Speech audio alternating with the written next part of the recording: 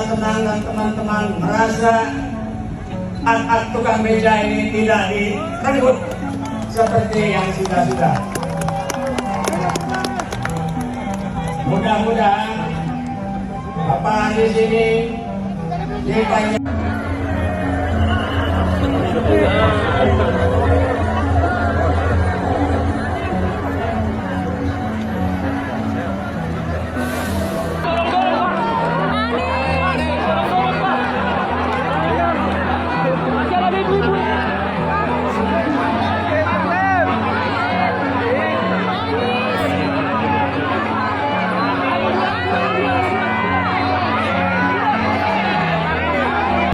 Manggil yang biasa kami tempuh 8 jam menaiki kapal nelayan, kini setelah Pak Anies menjadi Bapak Gubernur menjadi 3 jam.